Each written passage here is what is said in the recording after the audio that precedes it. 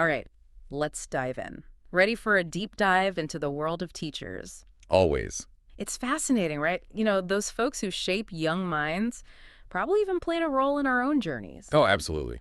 Big time. We're taking a look at this really insightful article called The 16 Types of School Teachers. What one are you? Sounds like fun. Yeah, kind of like a personality decoder ring for educators. Get ready to play Spot the Teacher from your own school days. Could be fun. Uh-huh. Yeah. I'm sure we all have some vivid memories. Oh, yeah. And this article, it doesn't just like label teachers. Right. It really digs into the huge variety of teaching styles out there and why that mix is so important. You can't have a one-size-fits-all approach to education. Definitely not. Everyone learns differently. That's one of the first things they hit on, actually. Oh, is it? Yeah, they start off with this powerful quote. Get this. During the formative years, it says, a good teacher is often the only difference between a good student and one who struggles to connect with the curriculum. That's pretty profound when you think about it. No kidding. It really highlights the impact a teacher can have, like way beyond just grades. That's right. Think about it, good teachers. They can spark a lifelong love of learning, help kids develop critical thinking skills. It's about reaching full potential. Totally. And the article, it jumps right in with what they call the pillars of tradition, like classic teacher archetypes. But we all remember these from back in the day. Ah, the good old days. Haha, exactly. So let's start with one that might stir up some strong feelings, huh? The authoritative maestro. Oh, I know that one. Yeah, that teacher who runs the classroom like a conductor with an orchestra. Everything's precise, structured, order, order, order. Rob brought back some memories just now. Oh, yeah. Total flashback. Yeah. That teacher thrived on routine, had procedures for everything. Can be a good thing, creates focus. Yeah. But for some kids, it's just too rigid. It kind of reflects the bigger debate in education, too. Oh, does it? Yeah, like how much direct instruction versus student-centered learning is best. Big debate. Hmm. That's interesting. It's like those classrooms where the desks are in perfect rows and you could hear a pin drop. Everyone was on their toes for sure, but Right. maybe not ideal for, say, the hands-on learners Right. Okay, or group project types. Which brings us to our next classic, the delegator. oh, yeah, the delegate. There's teacher, all about empowering students, Yeah. ownership. Think group projects, independent research. Oh, maybe even a student-led debate. Yeah. I had one of those once. Wow, really? Yeah, it's like they're setting up a mini society in the classroom, their own little world with rules and everything. It's very much in line with constructivist theory, you Oh, know? is that right? Yeah, the idea that students learn best by, well, doing, constructing their own knowledge through experience, working together. Hmm. The delegator is more of a guide, a facilitator. Right, right. Though I gotta say, I do remember some group projects going totally off the rails. Uh-huh. Oh, for sure. Yeah. That's where the challenges come in. You need a lot of trust in your students, Uh. strong classroom management skills. Right. Otherwise, chaos. It's a tough balance. Yeah, it is. Now, on the flip side, we've got the facilitator. Ooh, the facilitator. This one's all about guiding from the side, asking questions, sparking curiosity, encouraging exploration, that kind of thing. They create that space where kids feel safe to share ideas, learn from each other. Lots of inquiry-based learning there. Uh-huh. Yeah, the kids ask questions, investigate problems, come up with solutions themselves. Teacher might present a scenario, then step back and let them go at it. I bet there were some great aha moments in those classes. Absolutely. I remember those classrooms, the discussions could go anywhere. It was a mental adventure. But did those teachers ever feel pressure, like to actually cover all the material? Oh, totally. It's a constant balancing act. Exploration's great, but you've got a curriculum to get through too. Especially for teachers who want their students to really understand, not just memorize. Absolutely. And last but not least, we have the teacher who makes learning an event, the demonstrator. Ah, yes, the demonstrator. This one brings lessons to life. Engaging presentations, hands-on stuff, maybe even a little drama thrown in, to make it memorable. Did they ever go a little overboard? Oh, sometimes, for sure. But they understood that multisensory learning thing. Hmm. Engaging the mind into the senses. Think about that science teacher who made volcanoes erupt in class, or the history teacher who dressed up like historical figures. Oh, yeah, those were the best. Though I wonder, did the quieter kids ever feel a little lost in all that? That's a good point. It's important to create a space where everyone feels comfortable, right? Hmm. The outgoing kids and the ones who prefer to observe. It's another piece of that teaching puzzle. For sure. So there you have it, our four traditional pillars: the authoritative maestro, the delegator, the facilitator, and the demonstrator. It's amazing how just those four types can paint such a diverse picture of teaching, you know? Absolutely. It really shows you how complex the profession is. But it's just the beginning. We haven't even touched on how teaching is evolving to meet the needs of, well, the world today. Right, right.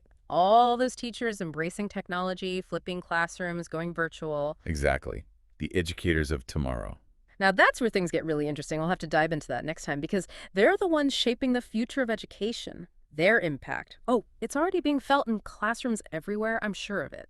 All right, so let's kick things off with a teacher who's really bridging the gap, between the Yeah. old school methods and this whole digital age. We're talking about the hybrid blended visionary. Okay, I'm intrigued. What does that look like in the classroom? So picture this students going from hands-on activities to online platforms Yeah. seamlessly. Maybe personalized learning plans, interactive simulations, that kind of thing. It's all blended together. Oh, I see. I see. It's like a choose your own adventure learning experience. Technology just expands the possibilities. Exactly. And it really sits with this whole personalized learning thing that's getting big, recognizing that every student's different, learns at their own pace, has their own strengths. The hybrid blended visionary uses tech to tailor the instruction, give individual support. Pretty cool, huh? Yeah, that makes sense. But I'm thinking, wouldn't that take a ton of planning? And tech skills, obviously. Plus, what about those kids who don't have the best access to technology outside of school? Not everyone has a laptop and Wi-Fi at home. You're hitting on a huge EE challenge there. That digital divide, it's a real issue. Not all students have equal access, and that can create some unfair situations. Right, of course. That makes sense. It's like trying to have an orchestra where some musicians have instruments and others don't. Not Yeah. going to work too well. Speaking of tech-savvy educators, the article also talks about the technophile. Oh, yeah, the technophiles. I like this one. So this is the teacher who isn't just using technology, they're like embracing it fully, incorporating all the latest gadgets, apps, digital tools, you name it, to create those really immersive, engaging learning experiences. It's like having a tech wizard leading the class, constantly exploring new stuff, finding ways to make those lessons come alive. Think uh, interactive simulations, virtual field trips, even gamified learning platforms. Definitely not your grandma's classroom, right? No kidding. Sounds pretty awesome, actually. But is there a risk of getting a little too caught up in the cool factor of tech and then the actual learning gets lost? Oh, definitely a valid concern. It's about finding that balance, novelty versus real educational value. The technophile has to make sure the technology is actually serving a purpose. It's going to enhance learning, not just entertain. Right, like it's one thing to use a fancy new kitchen gadget, but you still gotta know the recipe. Okay, let's switch gears a bit. There's this other type, the reflective practitioner. Oh, yes, the reflective practitioner. This is a good one. Always learning, always growing. Yeah, they're always evaluating how they're doing, asking for feedback, looking to improve, adapt to their students. Lifelong learning in action. Not just for the kids, but for the teacher, too. Hmm. They see teaching as this journey, Hmm. always striving to get better, to be more effective. It's kind of like they're treating their teaching like a science experiment, tweaking variables, seeing what works. I admire that. But is there ever a point where, like, too much self-analysis gets in the way? Oh, for sure. The article even mentioned something they call analysis paralysis. Analysis paralysis, huh? Yeah, where the teacher's stuck in their head, overthinking everything, and then they can't take action. You need a balance, Yeah. right? Reflection's important, but so is making decisions moving forward. Yeah, there's that saying, don't let perfect be the enemy of good. Sometimes you just got to trust your gut and go for it. Okay, ready for some real trailblazers? Let's talk about the innovators. These are the teachers who are like shaking things pushing boundaries, forging new paths. The ones who aren't afraid to experiment, try new things, even challenge the status quo. We're talking flipping the classroom, bringing in project-based learning, using cutting-edge tech like virtual reality. It's pretty exciting. They're like the explorers of the education world, bringing back those cool new discoveries. I bet that can be really inspiring for their students. But I can also see how some people, especially those who like things more traditional, might push back a little. Oh, absolutely. Change can be tough, but these innovators, they're the ones paving the way for the future of education, where learning is more personalized, engaging, and relevant to the world we live in now. Yeah, totally. Like planting the seeds for a forest, even if they don't get to see all the trees fully grown. All right, let's get specific. How about the PBL facilitator? They're all about project-based learning, right? Right. Bringing those real-world challenges into the classroom. No more just textbooks and lectures. It's all about hands-on projects, the kids working together, thinking critically, getting creative. Wow, so they're basically preparing students for a world where the answers aren't always in the back of the book. That's cool. But how do they make sure the students stay on track? If they have so much freedom, it seems like it could get chaotic, you know? Oh, it's a real balancing act. Hmm. The PBL facilitator has to guide from the sidelines, give support, some structure, but also let the students take ownership, find their own WN solutions. Like a coach, right? Yeah. Not just a lecture. Okay, how about we flip things around a bit? Literally. Let's Yeah. talk about the flipped classroom practitioner. Ah, yes. The flipped classroom, taking that traditional model and turning it on its head. Exactly. Lectures are homework, and class time is for activities, discussions, projects, all that fun stuff. It's like the homework is the appetizer and class is the main course. They like that. And it seems like it really uses technology in a smart way to personalize things. Mm. Students can learn at their own pace, go back and rewatch lectures, then come to class ready to, actually apply what they've learned. Exactly. But of course, there's a catch. You need those students to be self-motivated. Ah, yeah. There's always a catch. If they're not disciplined enough to do that work at home, it's not going to work. Right, like setting up a delicious buffet of knowledge, but hoping everyone actually shows up hungry. Okay, one last type in this category. The online and virtual reality educator. Now, this one sounds futuristic. Oh, what eyes. Yeah. This teacher is using tech to create experiences that are truly immersive, taking kids to different worlds, engaging all their senses in ways that just aren't possible in a traditional classroom. So, like, exploring ancient Rome in virtual reality, dissecting a frog without, the mess. Exactly. Even traveling to other planets without leaving their desks. The possibilities. Yeah. Limitless. They're pioneers, really pushing the boundaries of what's possible. That's amazing. I bet some kids would absolutely thrive in that environment. But I also wonder about accessibility. What about students who don't have access to the latest tech or maybe get motion sickness in VR? Oh, that's crucial. Just like with the blended learning approach, the digital divide is a factor here. And you've got to be sensitive to individual needs. Not everyone's going to be comfortable in a virtual environment. Right. It's like planning a field trip to a virtual amusement park. You got to make sure everyone can actually go on the rides and enjoy it.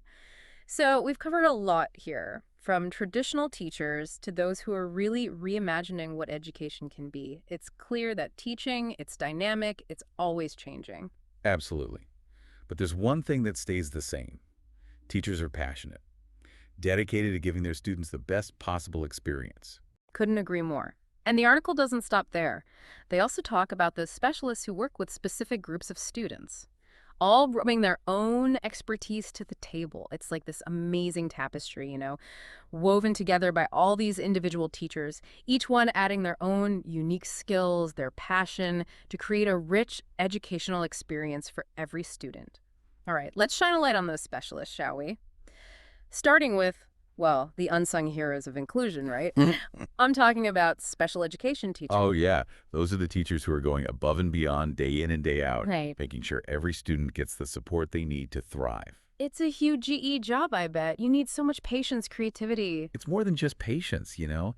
It's this deep understanding of how different kids learn, what their needs are, Yeah. then coming up with those individualized plans to help them succeed. It's almost like being a tailor, creating a custom-fit learning experience for every student. That's a great analogy because I ask that personalized. Yeah. But of course, it's not always easy. The article talks about the challenges, these like not enough support staff, limited resources. Right, right. And sometimes those class sizes can be overwhelming. Absolutely. And they're often wearing multiple hats too.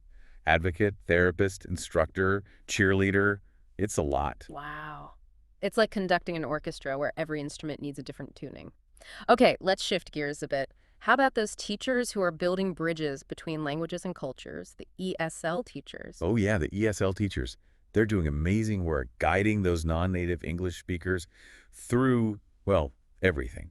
The language itself, obviously, but also the culture, the whole school system. I bet that's tough for those students. It's like trying to navigate a new city without a map. Yeah, exactly. And these teachers are providing that map. They're the guides, the support system. It's so much more than just teaching vocabulary and grammar. It's about opening doors, creating connections, making those kids feel comfortable in a whole new world. You got it. But those bridges, they can be tricky to build, especially when you have students from so many different backgrounds, different levels of education. Right, right. I imagine it takes a lot of flexibility, resourcefulness. Yeah, absolutely. The ESL teacher has to be super adaptable, creating those lessons that are engaging, but also meet those different language needs, and being sensitive to the cultural side of things, too. It's like they're translators, not just of words, but of customs, Thank you. social cues, the whole 9 yards. Okay, how about those teachers who work with the high flyers, the super achievers, the gifted and talented teachers? Yes. Those are the ones who have to keep those bright minds engaged, challenged, keep that curiosity going. I imagine it can be tough, finding that sweet spot between structure and freedom, pushing them enough, but also letting them explore their passions. It's a real art, for sure. The gifted and talented teacher has to be a master of differentiation, providing those enriching, challenging experiences that really cater to each student. They're like talent scouts, right? Spotting those diamonds in the rough, helping them shine. Yeah. All right, let's get practical for a minute. What about the vocational education teachers? Those are the folks who are prepping students for specific trades and careers, right? Exactly. Giving them those hands-on skills, real-world experience, the certifications they need to succeed, and recognizing, too, that not everyone's cut out for a traditional college path. Right, right. It's like they're running apprenticeships, but within the school system. I like that analogy. It's about giving those students a taste of what it's really like to work in that field. But the challenge for those teachers, keeping up with the job market. Oh, of course. Things change so quickly. Exactly. They have to be on top of industry trends, updating their curriculum, connecting with businesses, making sure the training they're providing is relevant. It's like they're running a career launch pad, getting those kids ready to blast off into successful careers. Okay, last but not least, let's give some love to the teachers who bring the joy, the creativity, the movement, right? The art, music, and PE teachers. Yes. The ones who nurture the whole child. Creativity, expression, teamwork, healthy habits, those are all essential. They're like adding those vibrant colors to the whole educational experience. I love that. And it's not just about fun and games. These subjects, they build critical thinking skills, problem solving, social emotional learning. It's all connected, right? Can't have a symphony without the strings. It's a shame that these subjects are often the first to get cut when budgets are tight. It is a shame. We need to be advocating for their value. They're just as important as those core academics. Couldn't agree more. So we've really taken a journey here, haven't we? Explored all those different facets of teaching, the traditional, the innovative, the specialized. It's clear that it's a complex profession, constantly evolving. It is. But no matter what, it all comes back to the teachers themselves, their passion, their dedication, the impact they have on those students. That's what makes all the difference, right? And, I'm feeling a real sense of appreciation for all those teachers who shaped my journey and for those who are out there shaping the future of education. Me too. It's more than just a job, isn't it? It's a calling, a craft, an art form. It deserves all the respect we can give it.